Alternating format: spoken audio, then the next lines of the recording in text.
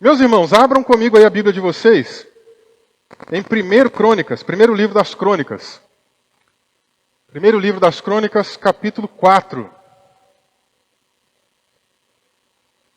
Primeiro livro das Crônicas, capítulo de número 4. A gente vai ler aí os versículos 9 e 10 apenas. 2 versículos apenas. Mas que tem muita coisa para nos ensinar. 1 Crônicas, capítulo 4, versículos 9 e 10. Nessa noite eu quero meditar com os irmãos sobre a oração de Jabes. Veja comigo aí, versículo 9. Diz assim: Jabes foi mais ilustre do que seus irmãos. A sua mãe deu-lhe o nome de Jabes, dizendo, porque com dores o dei à luz. Jabes invocou o Deus de Israel, dizendo, quem me dera me abençoasses e expandisses o meu território. Que a tua mão esteja comigo. Preserva-me do mal, para que não me sobrevenha a aflição. E Deus lhe concedeu o que ele tinha pedido. Amém? Você pode fechar os seus olhos comigo e orar? Senhor Deus, nós queremos nessa noite agradecer o teu nome, agradecer ao Senhor por esse tempo aqui maravilhoso na tua presença. Obrigado, meu Pai, pela oportunidade, pelo privilégio de a gente estar junto aqui, celebrando ao Senhor. Oh Deus, como é bom a gente poder te invocar, como é bom a gente poder falar contigo. A tua presença, Senhor, ela nos visita aqui nessa noite, a gente pode sentir a tua presença. E, ó Deus, a gente sabe que a tua palavra, ela tem muito a nos ensinar. Nessa noite, ó Deus, vem falando conosco, vem tocando no nosso coração, que o Senhor sabe aquilo que a gente precisa ouvir. O Senhor sabe aquilo que cada um aqui nessa noite tem necessidade de ouvir, Pai. E inclusive aqueles que também nos acompanham pela transmissão, Senhor. Nós te pedimos nessa noite, visita cada uma dessas pessoas, ó Pai. Vem tocando poderosamente, porque a gente confia no Senhor e a gente sabe que o Senhor tem muito a fazer por nós e em nós. Deus querido, te apresentamos, portanto, esse texto e a nossa vida, e que a tua graça nos visite aqui abundantemente, em nome de Jesus. Amém e amém. Amém, meus irmãos? Como eu já adiantei para vocês, o tema então dessa noite é a oração de Jabes. Esse texto, um texto bem curtinho, mas é um texto que está inserido num contexto bem diferente. Se a gente fosse fazer a leitura desde o começo do capítulo 4, a gente ia perceber que o autor desse texto vem contando para a gente sobre uma genealogia. Na verdade, desde o começo do livro ele vem relembrando diversas genealogias. Agora, aqui no capítulo 4, especificamente, ele está falando da genealogia do povo de Judá. Judá era uma das tribos de Israel. Judá foi um dos filhos de Jacó. Judá é de quem Jesus descende. Jesus é o leão da tribo de Judá. E ele vem contando um pouquinho da descendência de Judá, desde a época de Judá até mais ou menos ali a época do cativeiro babilônico, até o pós-exílio, né? Ele vem relembrando um pouquinho aí dessas pessoas importantes da história do povo de Deus. Afinal de contas, lá atrás, Deus já tinha sinalizado que ele tinha algo importante com essa tribo. Ele foi dando ali algumas dicas. Se você ler, por exemplo, a bênção que Jacó vai entregando para cada um dos seus filhos, e como ele abençoa a Judá, e olha que Judá mesmo ali, não foi aquela pessoa que se destacou tanto. Dos filhos de Jacó, talvez um dos mais proeminentes foi José. Judá teve até alguns deslizes, né? Mas Deus já conhecia toda a descendência de Judá.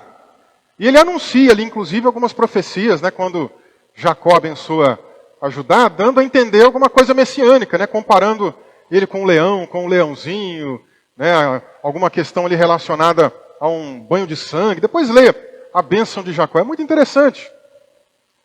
Você vai continuando a leitura da Bíblia, você vai ver que Davi também é alguém que vem dessa tribo. E Deus faz uma aliança com Davi, dizendo que daquela tribo ele nunca mais apartaria o cetro.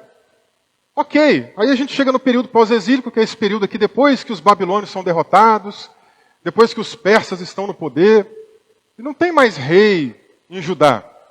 Entre aspas, né? Porque a linhagem real não acabou.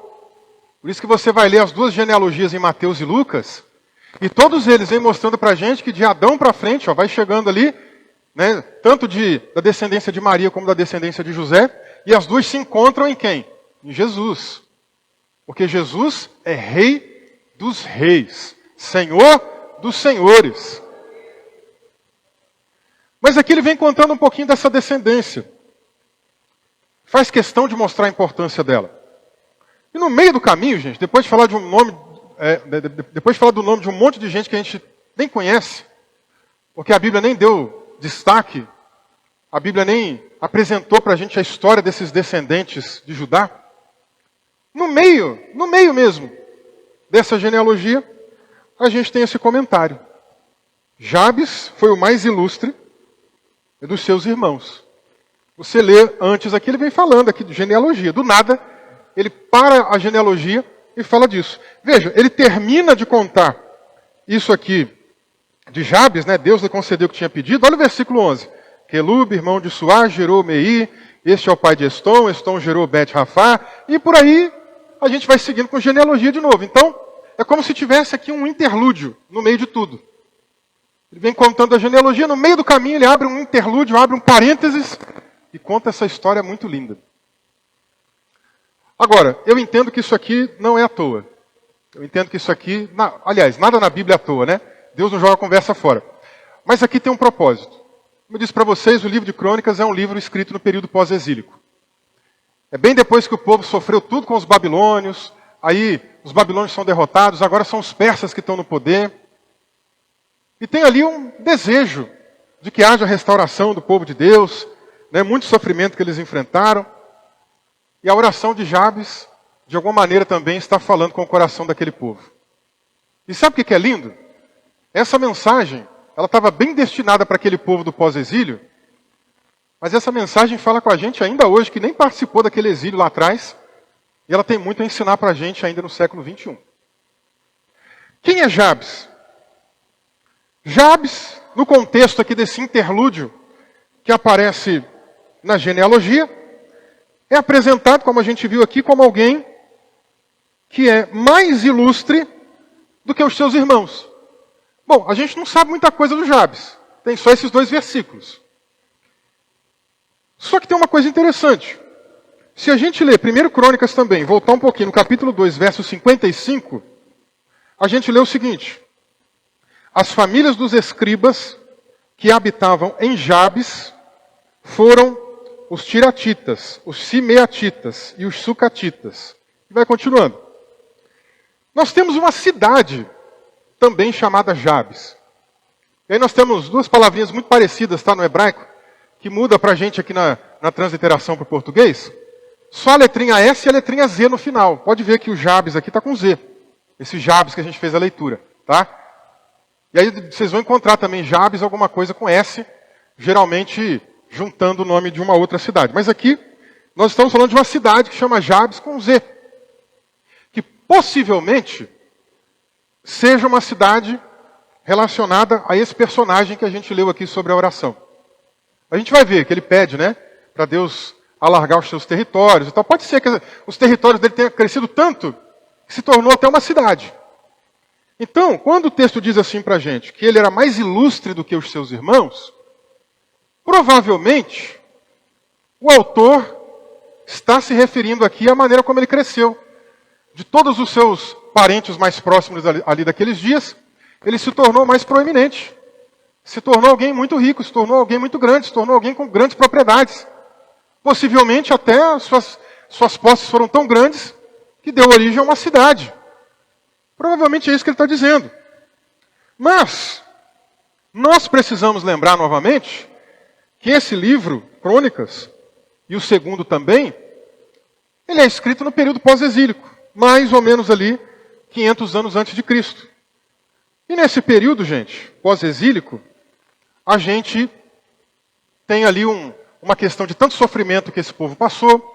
A gente tem uma mudança de teologia também, porque num passado não tão distante, muita gente acreditava, erroneamente, com base em Deuteronômio 28, numa chamada teologia da retribuição.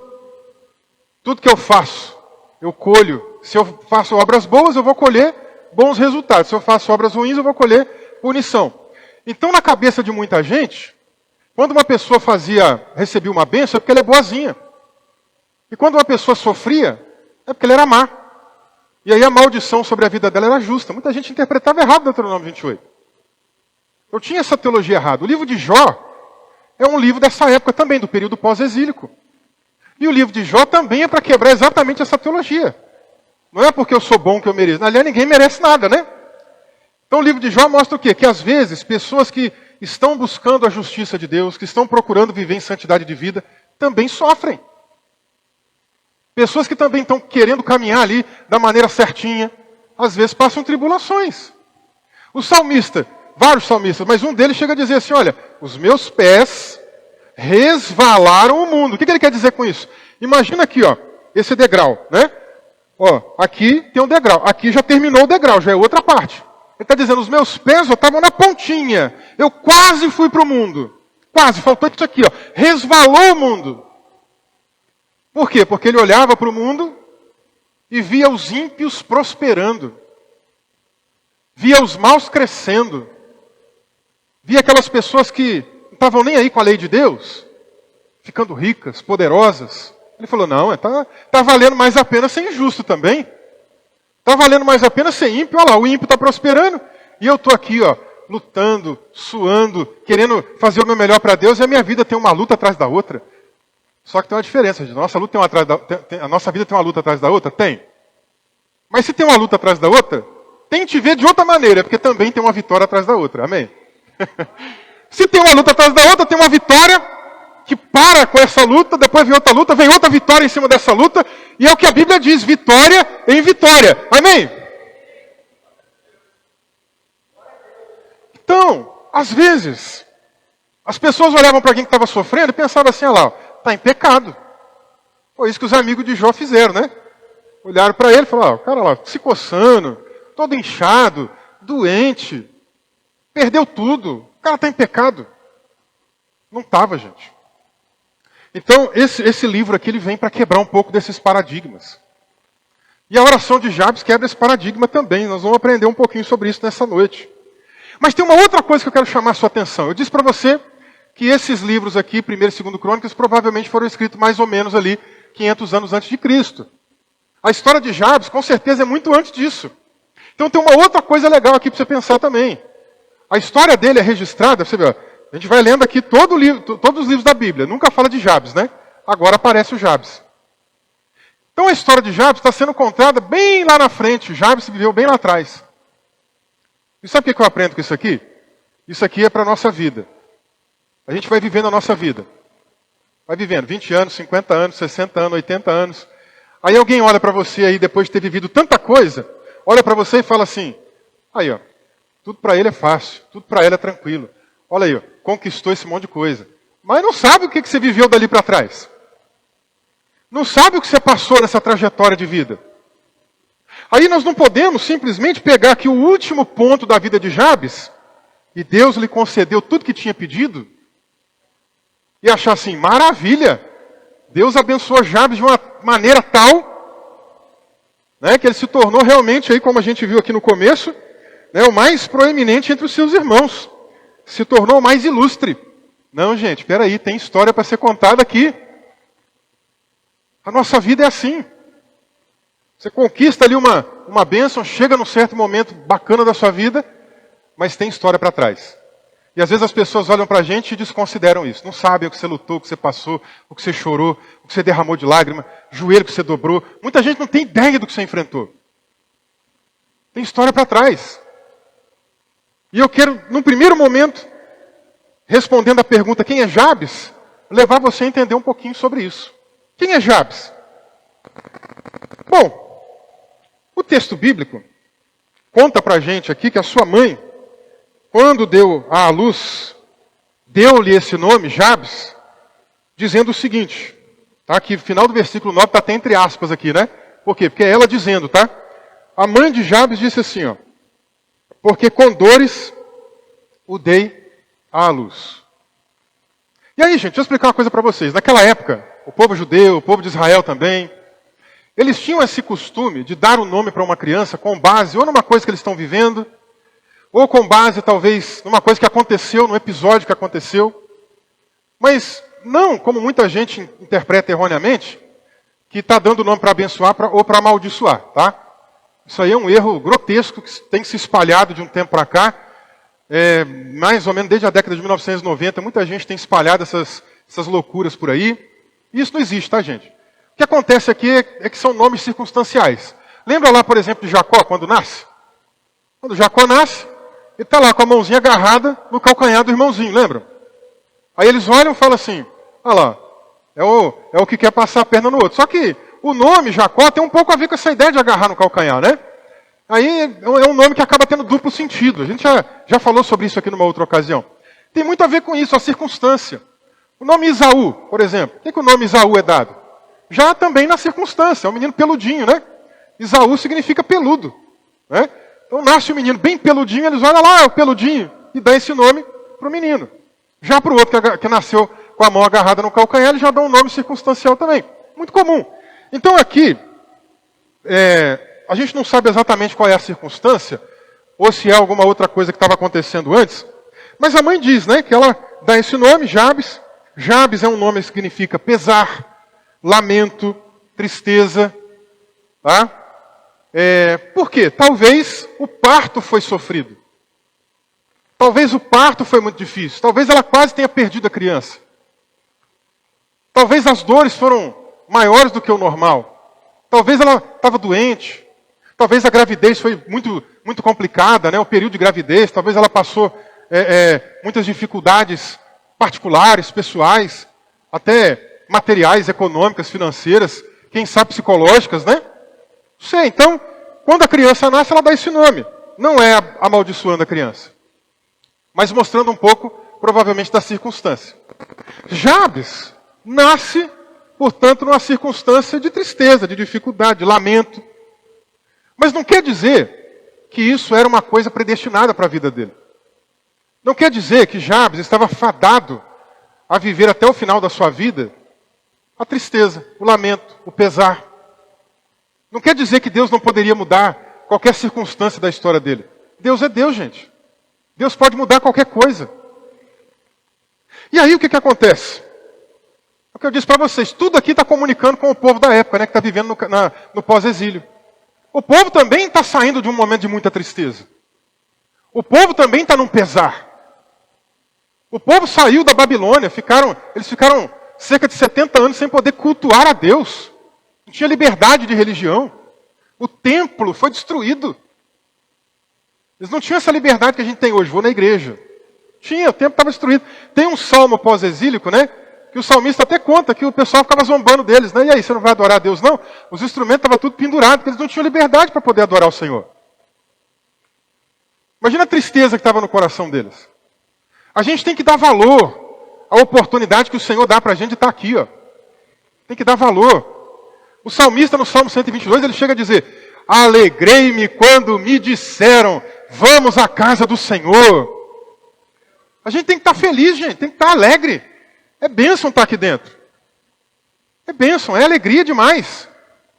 Não é para a gente ficar com tristeza, com pesar no coração. O povo de Israel e de Judá ficou aí esse tempo todo sem poder buscar o Senhor. No pós-exílio, ficou ainda mais um tempo. Até que eles começaram a reconstruir o templo. Quando eles terminam de construir os alicerces, o pessoal olha assim, está dando certo, vai funcionar. Começam a se emocionar, a galera começa a chorar. Os mais antigos, que viram o templo antigo, se emocionam com saudosismo. Se emocionam com a lembrança lá de trás. Aquele templo bonito, né, que Salomão fez, todo adornado, todo... Né? Os mais novos, que não viram aquele templo, também estão chorando de alegria. Aleluia. Muitos anos aí o meu pai me contava, o meu avô me contava. Eu não sabia como é que era. E daqui a pouco eu vou poder cultuar também. Todo mundo chorando de alegria juntos. Aqui é lugar para a gente estar feliz. Aqui é lugar para a gente estar alegre na presença de Deus. O povo estava triste. Jabes pode simbolizar um pouquinho da tristeza daquele povo. Jabes talvez possa simbolizar um pouco da nossa tristeza também. Dos nossos momentos de limitação, dos nossos momentos de dor, de agonia. Jabes pode simbolizar para a gente esse nome, né? Esses momentos que a gente parece olhar para frente e pensar, será que alguma coisa um dia vai mudar? Mas graças a Deus que Jabes também é um exemplo para mostrar para a gente que as coisas podem mudar. O texto bíblico continua dizendo então, depois que a gente conhece um pouquinho de Jabes. Logo em seguida, versículo 10 diz assim, Jabes invocou o Deus de Israel. E aí eu quero chamar a sua atenção para essa ideia. Ele invocou o Deus de Israel. Essa palavra invocou, a gente está usando a NAA, né?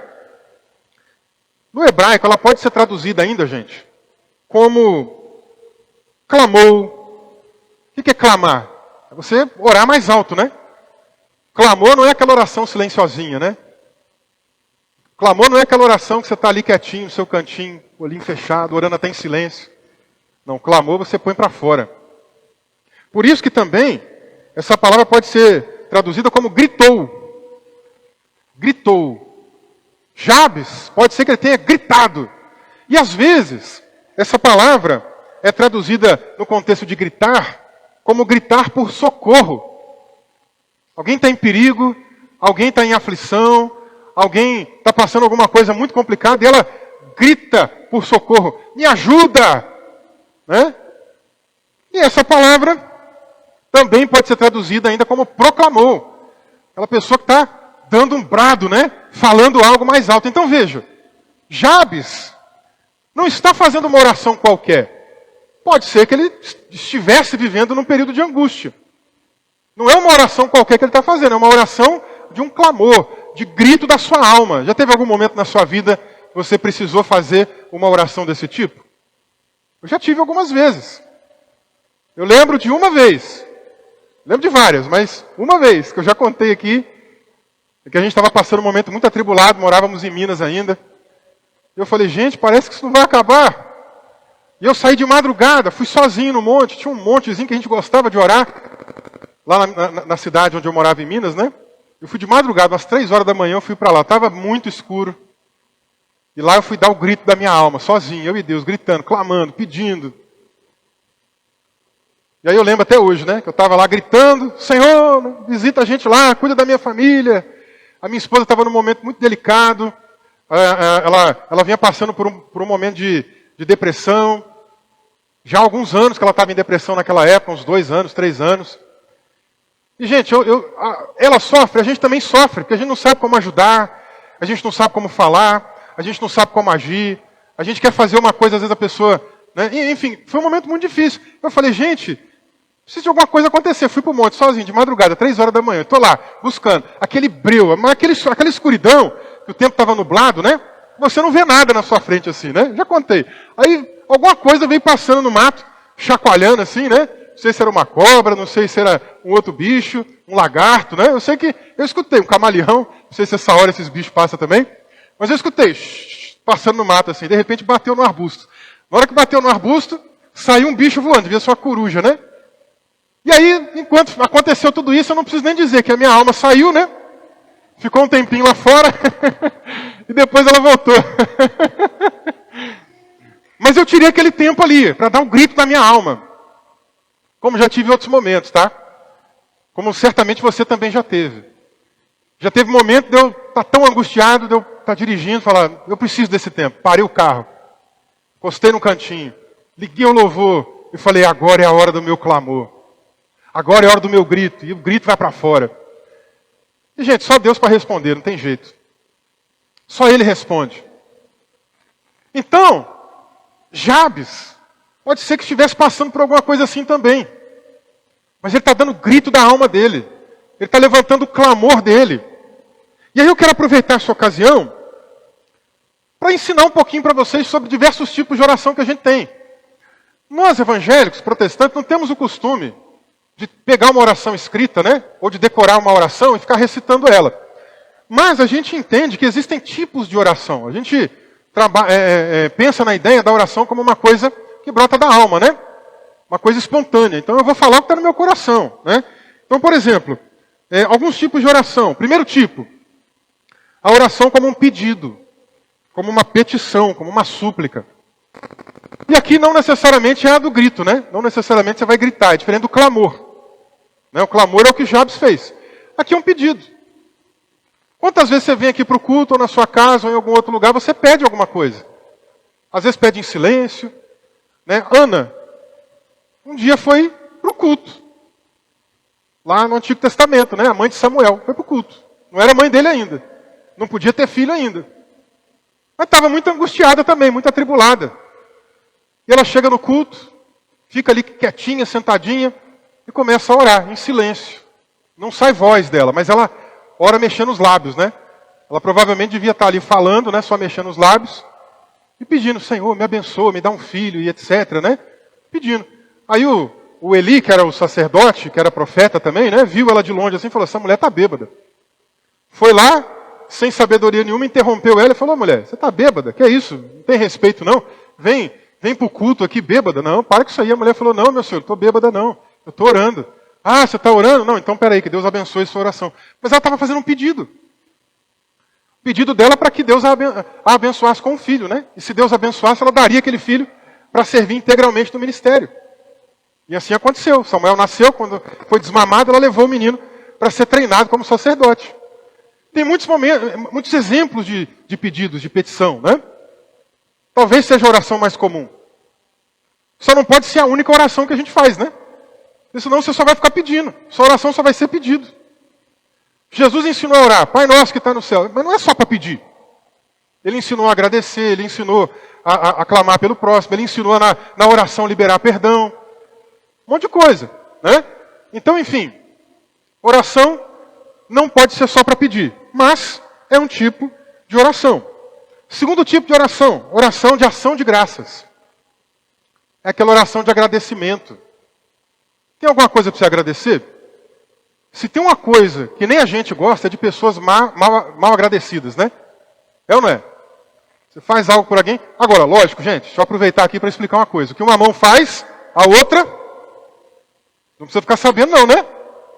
A outra você esconde. É assim, ó. Você ajuda.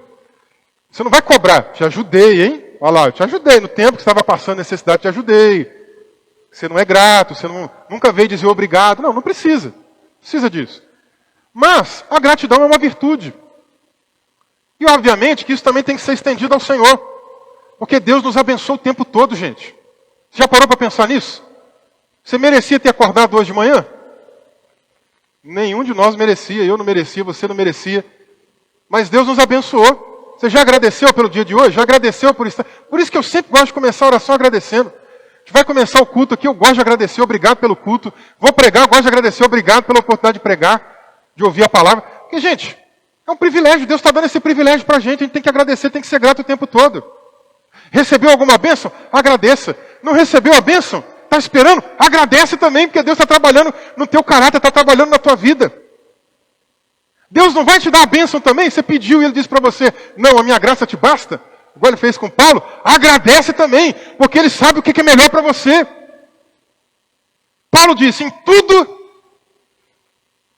O que ele disse? Em tudo? Não, gente, mais forte aí. Em tudo? Vamos de novo, mais uma vez. Em tudo? Em tudo a gente tem que dar graças. Ah, mas pastor, é porque você não sabe o tamanho da minha prova. Dê graças. Porque nem você está percebendo o tamanho da vitória que vai vir em seguida. É proporcional, não é, gente? A luta é grande, a vitória também é grande, velho. Em tudo, dai graças. Fica reclamando não, a gente reclama demais, gente. A gente reclama o tempo todo. Oração de ação de graças não pode deixar de fazer parte da nossa vida espiritual. Oração de adoração. É aquele momento que você está exaltando ao Senhor. Você não vai pedir nada. Você não está nem agradecendo, você só está exaltando ao Senhor, dizendo que Ele é maravilhoso, que Ele é bondoso, que Ele é excelso, que Ele é sublime. Sabe, é isso, você está elogiando, você está engrandecendo Ele. E às vezes falta isso para a gente também. Às vezes a gente, na nossa oração, começa a cronometrar quanto tempo você gasta na sua oração para pedir. Quanto tempo você exalta o Senhor. A hora que a gente estiver aqui louvando, aproveita esse tempo, não fica só cantando não. Canta também, canta bem alto, canta bem forte, põe para fora a sua voz, mas no momento oportuno, engrandece a Ele, exalte a Ele, glorifique a Ele. Porque esse nosso Deus é um Deus que não divide a sua glória com ninguém, e Ele é digno de ser adorado. A gente às vezes está assistindo um jogo, e a gente está ali gritando, é gol! Ou eu que gosto de basquete, né? Quando faz ali uma cesta, quando o time está ganhando, eu fico vibrando. Por que na presença de Deus a gente não faz isso, irmãos? Temos que mudar a nossa cultura. Aqui na presença de Deus a gente tem que dar glória. Deixa eu falar uma coisa para você, talvez vocês não sabiam, né? Lá quando a igreja do Nazareno foi fundada, em Los Angeles, né? O pessoal gostava de dar uns glória, viu? Não era como é o movimento pentecostal hoje, né? Mas eles gostavam. Nazareno em inglês é Nazarene, né? Não precisa preocupar de saber isso não, tá? Mas só para você entender aqui o jogo de palavras. Nazareno em inglês é Nazarene. Aí eles tinham um apelido que era Noiserenes, não parece? Nazarenes, Noiserenes. Por quê? Porque noise em inglês é barulho. Então era um trocadilho, né? Um jogo de palavras. O que eram os Noiserenes? Eram os nazarenos barulhentos. Mas aqui os nazarenos é meio silencioso, né? Os nazarenos aqui é meio quieto. Não, vamos mudar esse negócio aí, nazarenos. Amém? Cadê os nazarenos barulhentos aqui dessa cidade? Aleluia!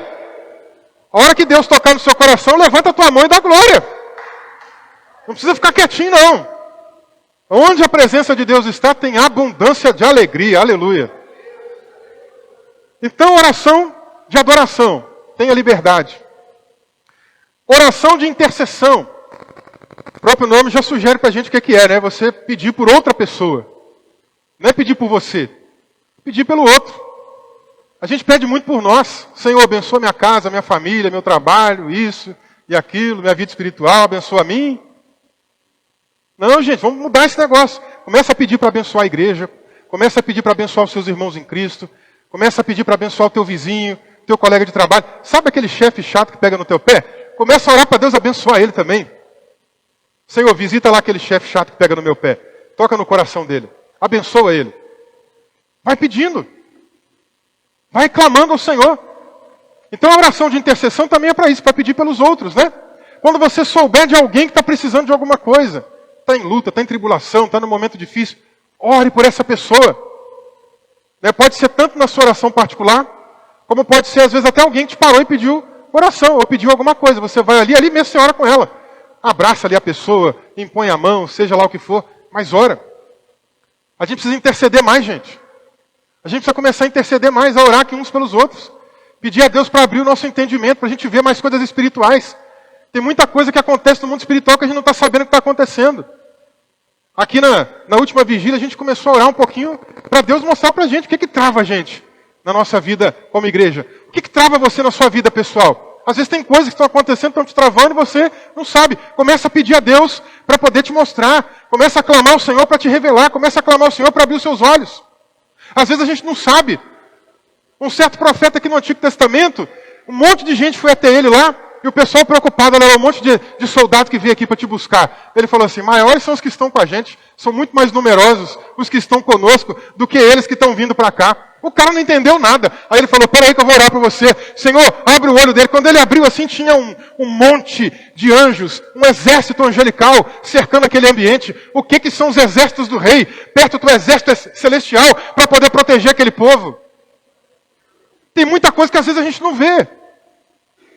Nós estamos precisando pedir mais ao Senhor para mostrar mais as coisas para a gente. Pede. Deus vai começar a te mostrar mais.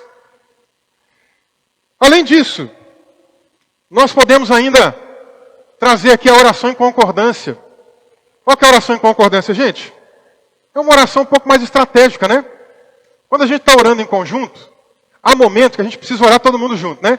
Por exemplo, aqui na igreja, quando a gente fala assim, vamos levantar um clamor. O que é o clamor? Todo mundo vai levantar sua voz, vai clamar, vai orar alto, vai pedir ao Senhor. Né? É um clamor, todo mundo orando alto. Mas vai haver momentos que a gente vai precisar, às vezes, de uma pessoa orando e a gente concordando. Tem uma pessoa falando, ó Senhor, faz isso. A gente está orando por um propósito, por um objetivo, né? Tem alguém orando.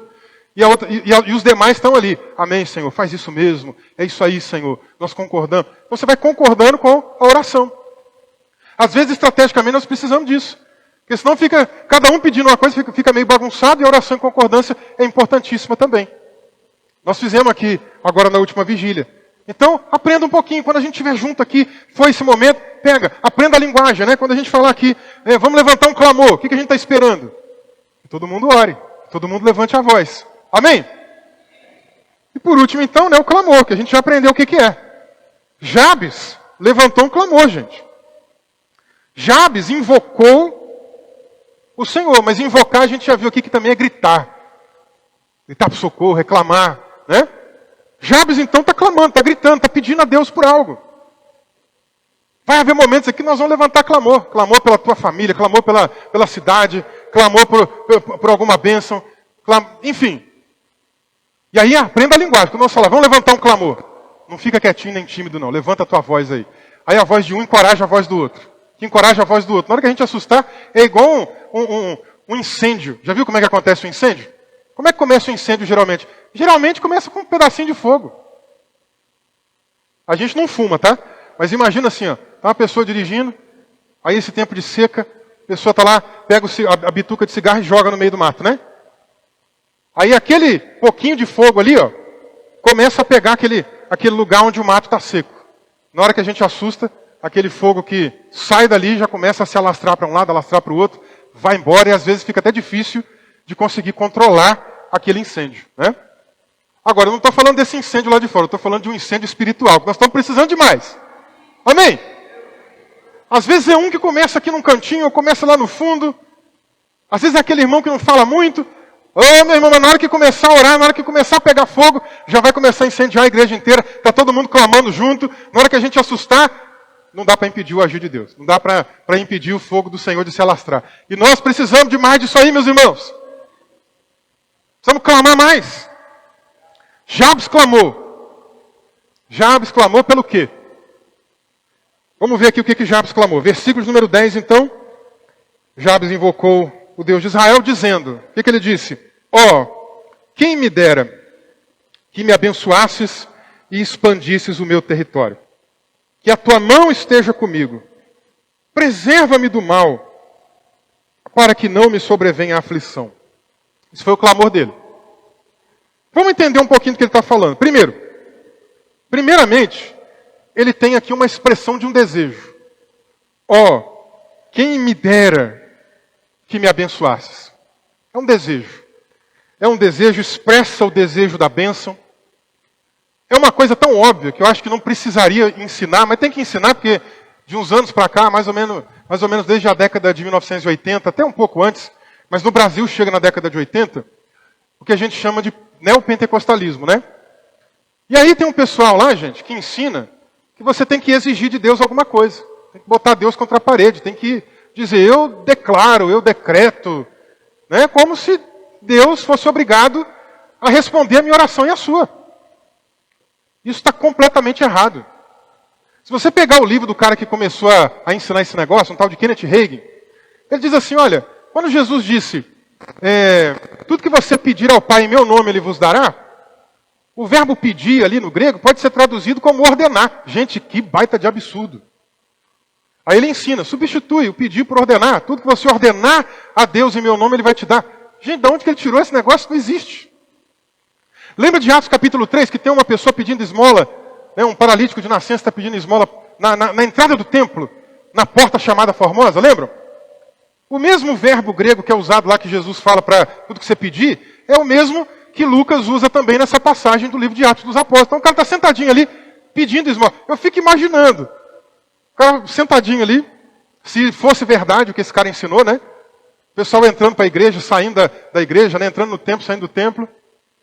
E ele olhando para ele assim, ei, eu ordeno, me dá umas moedas aqui. O pessoal ainda ficara bravo com ele, né? Não existe isso não, gente. A ideia ali do verbo grego é de alguém inferior suplicando para alguém superior. Já começa com o fato de eu reconhecer que eu sou menor, que eu sou pequeno. e que o outro é maior do que eu e pode me atender. É isso que Jesus ensinou. Oração pressupõe isso. Se eu estou pedindo alguma coisa, eu estou entendendo que Deus é muito maior do que eu, infinitamente maior do que eu, para poder me abençoar naquilo que eu preciso. Não tem esse negócio de determinar, de exigir, de ordenar a Deus. Esquece esse negócio. Pede a Deus. Vai no espírito de Jabes. Vai na motivação dele. Quem dera que o Senhor me abençoasse. Quando você entrar na presença de Deus, ora com simplicidade, com humildade. Oh Deus, se for da tua vontade, faz isso. Né? Que a vontade, no final das contas, é dele, gente. É assim que funciona. O que mais? Ele então começa com esse desejo, ele não ordena, quem dera que Deus me abençoe. Né? Ele continua em seguida. Quem dera então que o Senhor expandisse o meu território. Eu não sei o tamanho da casa que ele tinha, não sei se ele morava de favor, naquela época eu não sei se tinha aluguel, não sei como é que ele se virava, né? Mas o que ele está pedindo é, Senhor, alarga aqui as minhas tendas, alarga a minha propriedade, deixa eu ter alguma coisa. Né?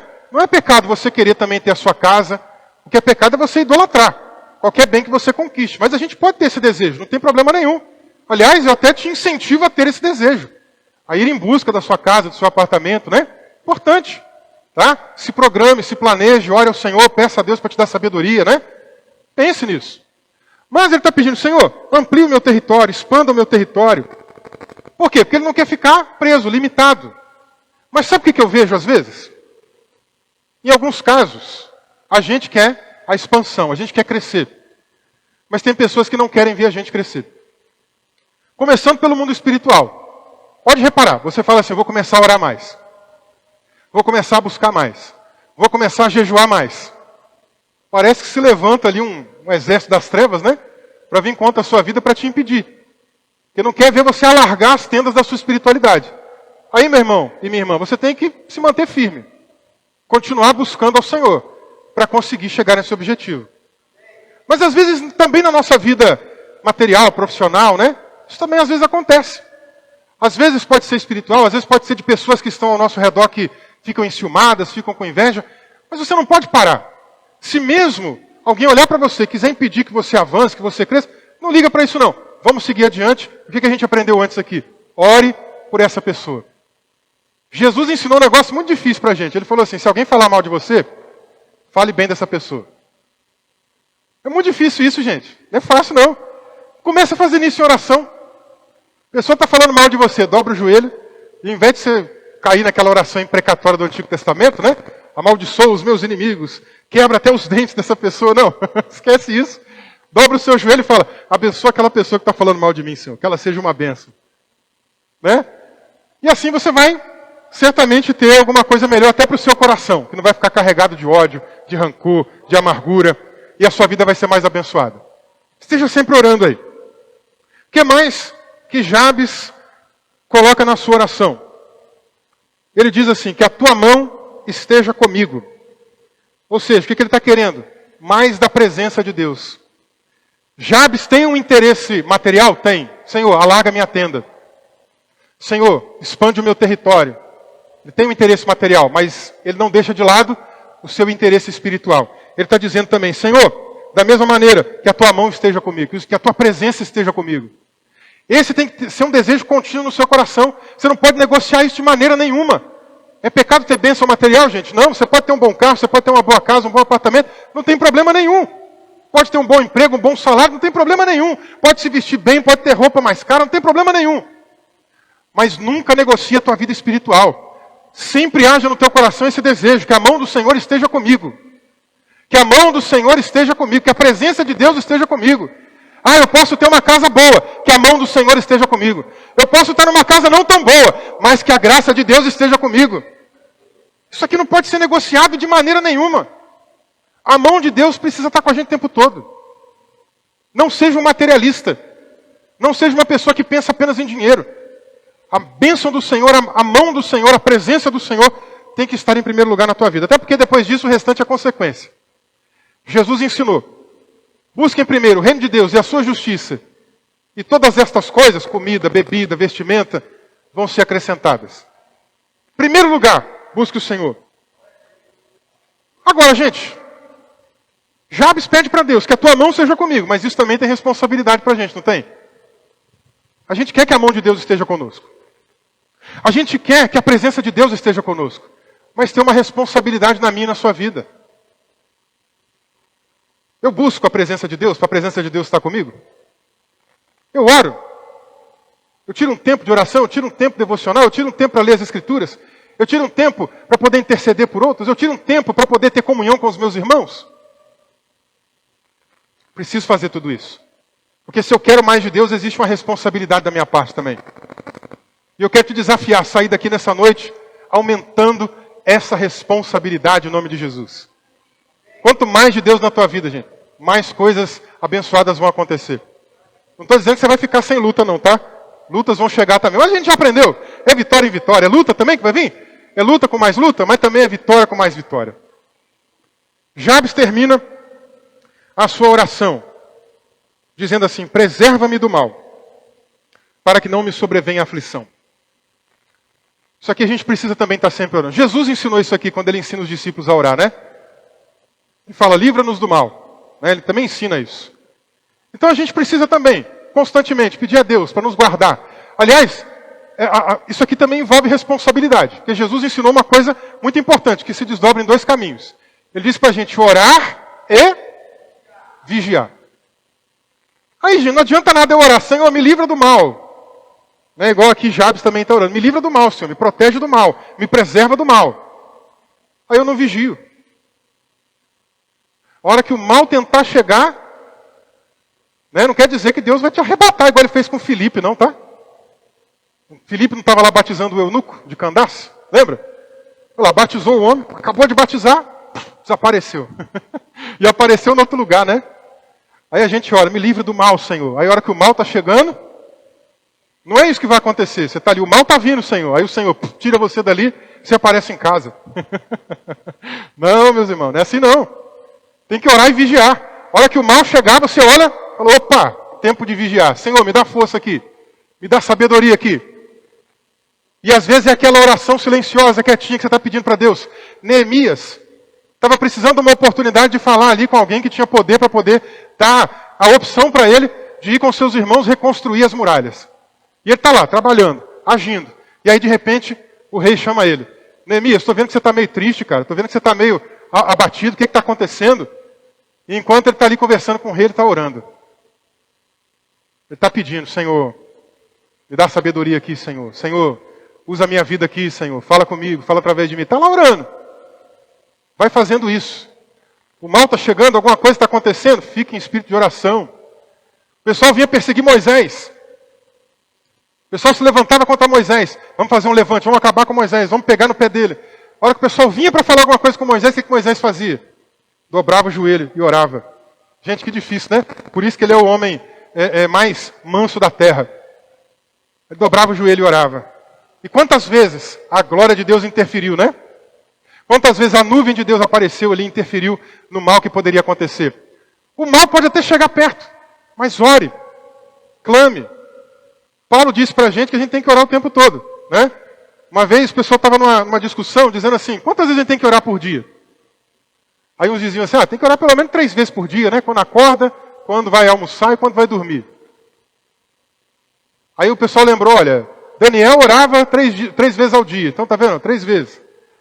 Mas gente, não tem esse negócio de 3 vezes ao dia. É para orar o tempo todo. Paulo falou, orem sem cessar. Paulo comenta lá da armadura de Deus e fala para a gente orar o tempo todo no Espírito. Não é para parar. Não é assim, vou trabalhar, deixei a oração em casa, hein? Passei o crachá e entrei na empresa. Oração ficou lá de fora. Ou eu estou levando uma bolsa, uma mochila, oração, fica aí dentro. Não, você tem que estar em espírito de oração o tempo todo, tem que estar conectado com Deus. Neemias estava trabalhando. O rei chamou ele. Ele está lá conversando com o rei. Pois é, rei, então. O senhor está vendo aí que eu estou meio triste, mas ele está ali, orando. Senhor, fala aqui, Senhor. O que está acontecendo, rei? É que eu estou chateado. Meus irmãos estão lá trabalhando. Eu estou aqui. Eu quero ver o meu povo também reconstruindo. Ele olhou e falou, quer saber do negócio? Vai lá ajudar eles. Não pode parar de orar. Oração tem que estar o tempo todo na nossa vida. E aí, tudo isso aqui que Jabes orou, de alguma maneira, se encontra com o povo do pós-exílio.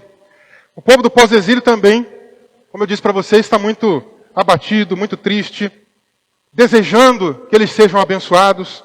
O povo do pós-exílio perdeu o território. A terra de Judá, a tribo de Judá era deles, e eles foram levados em cativeiro pelos babilônios. Então eles também estão, Senhor, aumenta o nosso território, nos permite voltar a ter o que é nosso.